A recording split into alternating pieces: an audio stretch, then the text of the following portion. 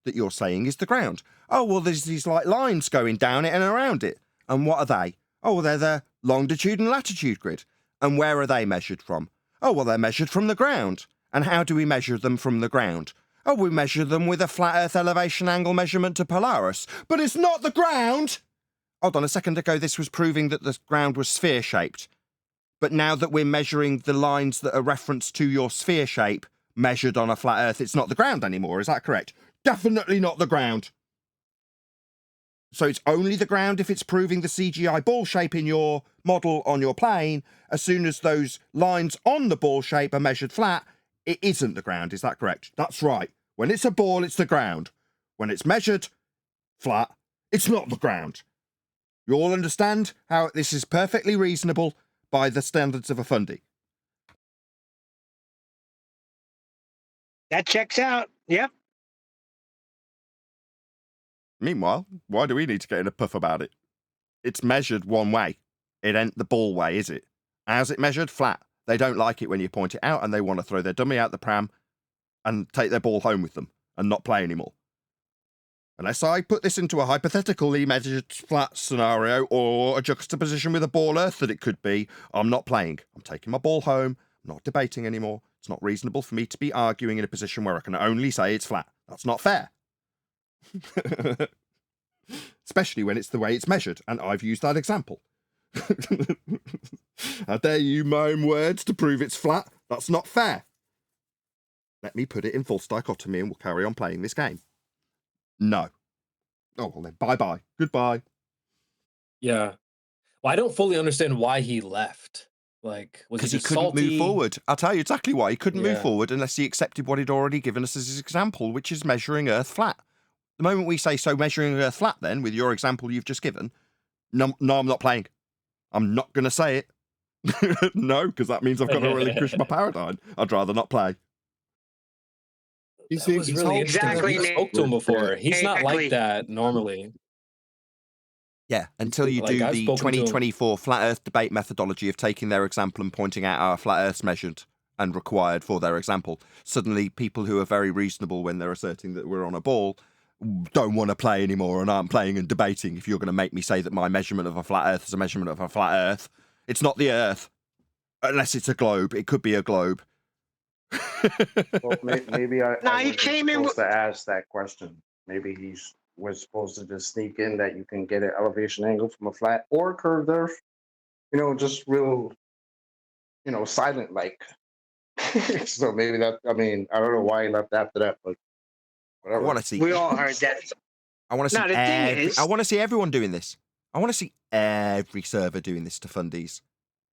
Listen to their stupid claim for as long as they need without a single interruption, and then take their claim and point out where they require a measured flat Earth.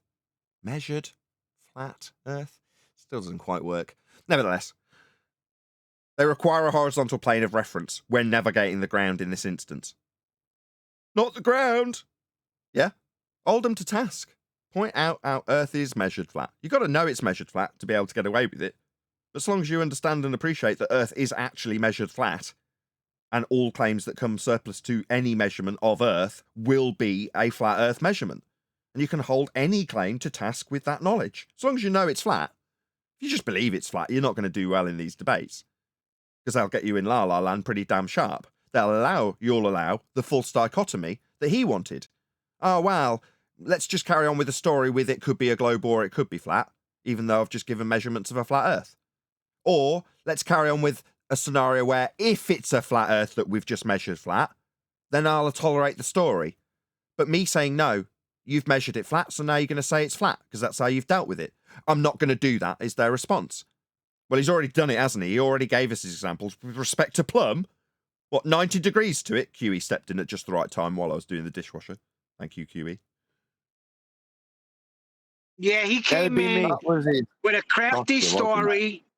And Adam, Yeah, I heard you from the and kitchen Adam. too, Adam. Sorry, I'll get props where props. I had to come in out of breath because I'm stacking dishes and moving around, getting things for Eleanor and doing all general housey stuff and just listening in the background to his story. So I come in all out of breath. No, you've got to the bit in the story where it's measured flat. Now you just want to move to a time that doesn't exist where you didn't tell the story with the flat earth proof. It'd be better if I'd have started in Lapland. I regret doing that. But let me carry on with an if scenario for the measurement that I just measured flat. I was about to swear. I won't. I'm going home. I'm going home. I'm not taking my ball with me. You won't play with my ball in false dichotomy? Well, I won't play at all. You're not on my level. Yeah, that was crazy. He He's wasn't an on a old level, word. was he, Neil? That was the trouble. He was on a ball, even though he was defining a Good level. one, Adam. Yes, that's a good. I didn't even think of that. The Well, I didn't issue like the I idea. had with his gotcha was he didn't understand his own gotcha. He thought that because he's obtained a zenith angle, yeah, and not used the horizon to level the device, that suddenly when you don't use the horizon to level a device, you're not referencing Earth when you take an elevation angle. That just shows a lack of understanding of how the devices work. And more importantly, to cite a quadrant or a sextant as if in any way really fundamentally different, they're not. Some have extra mirrors because for leveling the device, but the device itself is still measuring elevation angles. With respect to a plane. And there's no way around it. That's why he buggered off when I said, get me your citation then. If you're going to say it's from zenith angle, fine. Yeah? You can give me it from zenith angle, but the derivative purpose of this is to acquire positional data with respect to 90 degrees below the star. That's its purpose. It's with respect to a horizontal baseline, because that's what an elevation angle is. That's why I've got a shit ton of definitions of exactly that. And he doesn't have anything. And he wants to ad hoc his way around an explanation for what he says an elevation angle is when he's taking it from zenith. Precisely what Brenda did. That's why I played Brenda's bit, because that's exactly what she did. Yeah, they all read from the same script. Adam, you nailed him, Adam. You did. He tried to walk past you too, didn't he? They all do. Yeah. No, I like the way they he tried ignore to the point that negates that destroys their argument, don't they? Just he was quite funny, just wanting to get there. I was giggling in the car. I think if I'd just not told him we'd sailed to the place to take this angle, this zenith angle, I could have got away with it. Yeah, I would have got away with it if it wasn't for these meddling flat Earth measurements I had to take to get there. Pesky elevation angles. Those meddling kids. That's what it's like in 2024 when you're a flat earther. You pay very close attention and realise as soon as this man started setting sail in the 1700s or whenever it was, you're going to be measuring and utilising a horizontal plane to fucking get where you're going. You had him over a Thanks. barrel too, Jedi, because I think it was your voice I heard. I didn't know. Now you've spoken on. Yeah, Jedi had him too. Because Jedi you were had like, him good. What tool are they using when they're travelling? Yeah. Sextant? Mariner type? Yeah. No. Walked past that too, didn't he? Technically, they didn't have to use. What if they didn't have to use the sextant on their journey? It's kind of That would be a irrelevant. point. That was the point of his gotcha, wasn't it? To pretend that when you level the sextant using the horizon, that somehow that meant your reference of the surface you're navigating is defined differently if you obtain your elevation angle by dropping a plumb line and giving you the co of the zenith. All of them. Remember what they are. They're reciprocal angles. And why are they reciprocal? Because we've got a square, basically, haven't we? Yeah, oblong square. But you've got two 90-degree triangles stacked on top of each other. Intersecting with a unique, a common hypotenuse. That would be the way I'd describe it. Beautiful. Was it? Oh, thank you very much. I love how mathematical descriptions get described as beautiful by Adam.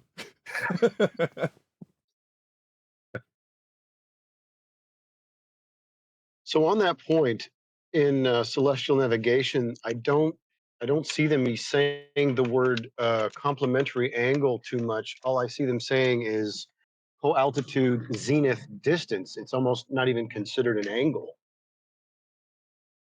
Yeah. Is that correct? Yeah, that's how they'd phrase it. Furthermore, we've got people on our own side, like Bev, saying you can do F all with an angle. I mean, he's simultaneously currently trying to rewrite history, but it's like a two-pronged attack. And it's not an attack on us. That's the thing that amuses me the most. It's an attack on a very understood and trained process called celestial navigation. That's correct. They're fighting with celestial navigation all the time, and it cracks me up. Yep. Which is where I take it to conclude it. That's where I took it with Brenda. Like, your argument isn't with me, it's with celestial navigation. And when they start challenging us, show me how you can acquire your position. Show me how it will match with the almanac. Yeah, it does. That's the process. That's what it's for. It's called celestial navigation. Show it working. I can't get it to work. Who cares? That's the process. Just because you're a Dumbo. Saving lives at sea. Have you ever held a sextant, Nathan? Yeah, exactly. The argument is simultaneously, have you ever done this process that requires a flat earth? Because if you haven't, it don't prove a flat earth. And does it even work when you show how it does prove a flat earth? Does it even find your position? Prove it finds your position with a flat earth when you say it uses a flat earth. Does this even work? But I like what QE says, they can't even hold a sextant if their ball is correct. He says he can't even look at a sextant, and he's right, because they can't get angles off a curve. That's right. They can't even look at it. I had them even holding it. How dare me? How dare me? I have a question for Adam, because I don't actually know what the argument is. Some of these guys are coming in saying it doesn't work, which I believe they're basically throwing celestial navigation down the stairs, but they're saying it doesn't work because the angular relationship is not linear. Like the 60 nautical miles per degree is linear, and that wouldn't work on an elevation angle. I'm not quite sure what they're saying. I understand what they're saying. What, Jedi? Do you want me to? I don't. Right, so I'll explain the argument, what they're saying, but I don't know how to answer it. So, with regards to angles and that linear distance along the floor, if we were to get a protractor, draw a horizontal line underneath it, and mark incremental points from 90, 80, 70, 60, 50, 40, 30, all the way down, and then we were to draw vertical lines down from those points to meet the horizontal plane, those vertical lines with distance would get closer together. I hope I've explained that correctly. So what they're saying is rather than using Polaris to define the grid, if we did it this way, it wouldn't work. So it's kind of a straw man. Yes, this relationship with angular declination over linear distance. But it's set in terms of how it does actually function. So when you minus from 90 and times by 60, you're doing that so you've got the distance along the ground. But that's always going to be with respect to your position and how this charted grid works with Polaris in the first instance. So you first have to have your grid laid down on a map to be figuring out where you are on that map. And then when you, let's say you used Polaris as one of the stars to get an area of equal elevation for it, you've got to have those systems understood to be working in principle before you start to employ them. Therefore, this argument is also merely an argument against the validity of celestial navigation, as opposed to whether or not we can say we can get it to work, which is entirely irrelevant. The process is what it is because it works. Otherwise, why the hell are people going out on boats and being trained to use it? Furthermore, we've discovered the world with it, so it's a bit stupid to put this on our desk. It's not our problem. It's their fight with celestial navigation, by the sounds of things. Unless anybody else took anything more from that, what Jedi wrote down on their behalf. Adam, maybe? I'm not sure what exactly their claim is. It's 60 nautical miles per degree. Are they saying if they plot this in an orthographic way, they've got problems? Yes, I'm glad you pointed out the orthographic point as well, mate. Yeah. Oh, I didn't catch that. If you plot the 1 degree for every 60 nautical miles, it won't work in an orthographic representation. Is that what you just said, Adam? Yeah. Just trying to wrap my head around why you would do it that way anyway. Because you're trying to represent it as a trigonometric way, aren't you, as opposed to just describing the process of celestial navigation and how the zenith angle will resolve to give you the baseline distance of your adjacent, which is the surface you're navigating. I was about to say, but it's the surface you're navigating, which is going to be with respect to the map and the system that the map that you're using employs, right? Latitude and longitude in this case, right? Well, if that's what you're doing it with respect to, I don't understand how does that have any bearing on an orthographic view? You're not doing it that way. I still don't understand. I think this is where the trickery is. I'm glad you guys are kind of on the orthographic point, because my description that I gave you earlier was that orthographic presentation. Side on view, get your protractor, draw those vertical lines down from the incremental 10, 15, 20 distances. And those lines with distance get closer together orthographically. Right.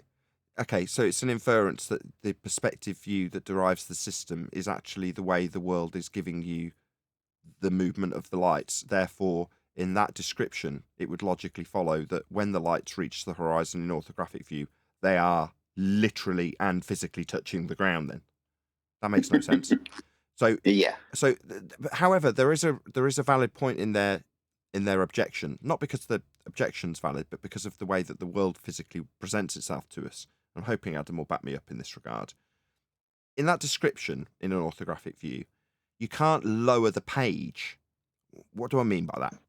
Well, if you're going to try and describe it orthographically at all, I don't think you can. And the reason you can't is because the way the sky presents itself to us is that it doesn't change with our view from the point on the ground with altitude.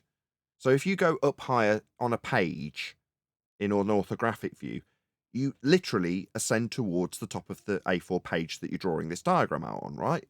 Well, the sky does not behave like that. Well, if you're taking an angle from a commercial airliner, let's say you're at 30,000 feet, and there's a boat. No, let's not make it a commercial airliner. Let's make it a helicopter. Let's say it's at 10,000 feet, just to keep the numbers easy. You've got a guy at 10,000 feet and a guy in a dinghy directly below him. And they're both using a sextant at the same moment, at the same time, measuring the same angle to the same star at the same GP. They're both on each other's zenith, on the same zenith. Yeah? Well, they both get the same angle. But yet, if you try and diagrammatically represent that on an A4 page, and for the sake of argument, the scale on the page is 10,000 feet, then the helicopter's at the top of the page, the dinghy's at the bottom of the page, they're both measuring an angle, they're both getting the same result, yet the helicopter's buffed up against the top of the ceiling. In other words, you literally can't depict the heavens in an orthographic view because of how they represent themselves to us. The only thing that's consistent is the point above the ground. That is to say that the guy in the helicopter is measuring a star, and where that star is below and along the ground for the guy in the dinghy. It's below the same point for both of them, as depicted in the almanac. But how are you ever going to show that, represent that, to draw that, diagram that on a page? You can't. You can't draw both triangles with the same triangle, with both of them at different heights, moving to the other side of the page from left to right, with both of them with a triangle that's the same, with a GP position below the star that's the same with the same triangle, with them at different elevations. You can't do it. It just doesn't work. Why? I'd love to know. It's the majesty of the heavens. We don't know why they behave like that. It's a mystery, but they do. And because they do, we can navigate with them. It's fundamental to the principles that we use and employ to navigate. The fact that both people at both elevations, either on the ground, literally in a dinghy, or in a helicopter, can get the same angle to the same position above the ground from a star at a given time of day or night. Mate, yeah. Go on, Adam. Man, that point needs to be driven home. That was beautiful. Nathan, what is it that we usually call things depicted to us in orthographic view? Muppet vision. What do we use? Muppet vision. Oh, why do we do that? Because you're seeing the side of your own head, like you looking at a Muppet. Oh, is that reality? No, you don't get to see the side. I mean, unless you literally imagine yourself to be the Muppet and picture your Muppet head to be your head, and then think that you can look at your own head because you're the Muppet. But that just makes you a Muppet. You remember the guy that came in and kept swearing that he had that observation? Yeah. It was a while ago. He kept swearing, no, but I'm telling you, I've had this The view you observation. didn't have, you had that view that you didn't have. Okay. Oh, he made a Please tell us video. again. He made a video. So to generally to get depressed about and find I'm never searchable, I did a search for Flat Earth debate and found him from months and months and months ago. Literally in the last 3 days, that guy's released that video that he recorded, even though the server rules make it explicitly clear not to. And he published it, saying, I didn't understand that his non-view that was inside orthographic in his description. Yeah, he's published that. I left him a comment laughing at him. But yeah, Really? yeah, he's published it like he's got a point. When he was saying, oh, when I go out on my boat and I look at this, that and the other, here's my description of it in orthographic view. How do you explain that? That was kind of the gist of it, wasn't it? I know exactly who you mean. I know his name. Same guy, and he swore he had that because observation. he was saying he could see the curve of the Earth. Like, oh, so you could see the curve of the Earth from the view you did not have. Okay, tell us again. Right, if I'm going to keep this recording going, you're going to have to talk amongst yourselves because all hell's about to break loose. My wife's got back with groceries. I will keep So recording. he though. made a. I'm having a look at So funny. wait. My bad, Neil. I'm just about to say chaos is Sorry. about to ensue. Just need to make my last few words before that chaos does. You can probably already hear it in the background. I'll keep recording though. It's good fun listening to you guys in 24/7. I've got to be honest. I'm very relaxed, if you know what I mean. Hell yeah, we rock with Nathan Oakley over here. So shout out to my ninja Yep. Nathan. Hell yeah. This is actually. And he's just getting. I haven't been on here in got to be like a year now. So kind of throwback Can you to get being here right now. back on Discord, you bloody idiot? Get back on here right now.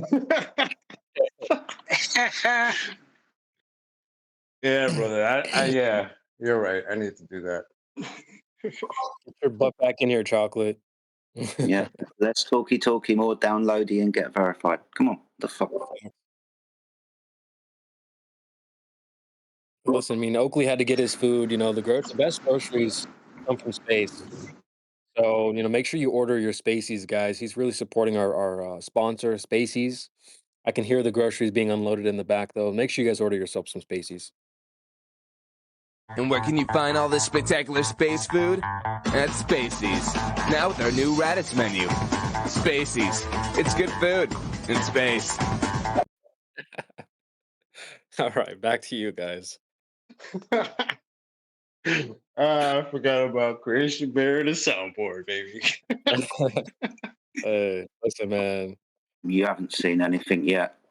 For God's sake. This is this. I'm not fucking leaving. This is my show. The show must go on. Not fucking leaving! The show goes on! This is my home! They're gonna need a fucking wrecking ball to take me out of here! So, The Wolf of Wall Street. Just quickly, what was guys. that? What So was, soon. I just heard a really horrendous noise from the kitchen. What was that? The Wolf of Wall Street. Oh, you said, "Hey, listen, man, Oakley." You said, you know, keep the show going. I said, "Listen, we're not leaving. The show goes on." Okay. Did someone This just is really my home. seriously play copywritten material into my recording? Jesus fucking wept. Step away for 10 fucking seconds. All right, with that, I'll give a huge, massive, enormous thank you to both Discord and G+ panels for making today's after show possible. And of course, a massive thank you to all of you in either Nathan Oakley 1980 or Nathan Oakley Premiering streams. Hopefully smashing the super chat, liking, commenting, sharing, subscribing, joining as a Nathan Oakley 1980 channel member, and all that good stuff. I've been Nathan Oakley, and I will see you all in the next video.